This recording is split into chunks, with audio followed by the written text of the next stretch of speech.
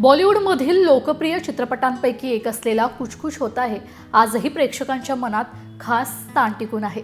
शाहरुख खान, काजोल आणि राणी मुखर्जी यांच्या अभिनयामुळे हा चित्रपट खास बनला होता। यामध्ये टीना ही भूमिका राणी मुखर्जी यांनी साकारली होती। मात्र या भूमिकेसाठी सर्वात आधी रवीना टंडन यांचा विचार करण्यात आला होता।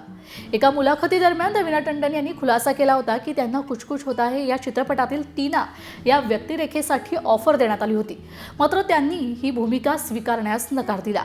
यामागचं कारण म्हणजे त्यांची आणि काजोल यांची त्या काळातील स्पर्धा।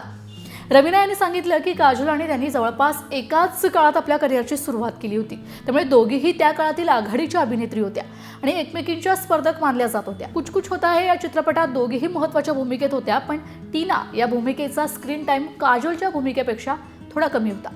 रवीना यांच्या मते त्या काळात त्यांना अशा चित्रपटाचा भाग व्हायचं नव्हतं ज्यामध्ये त्यांची भूमिका दुसऱ्या अभिनेत्रीपेक्षा लहान असेल, त्यामुळे त्यांनी हा चित्रपट नाकारण्याचा निर्णय घेतला।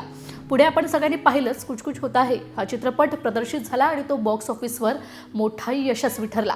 राणी मुखर्जी यांनी टीना या भूमिकेतून प्रेक्षकांची मनं जिंकली आणि त्यांचे करिअर एका वेगळ्या उंचीवर येऊन पोहोचलं। तर दुसरीकडे रवीना टंडन यांनीही आपल्या अभिनयाच्या जोरावर बॉलिवूडमध्ये एक वेगळी ओळख निर्माण केली।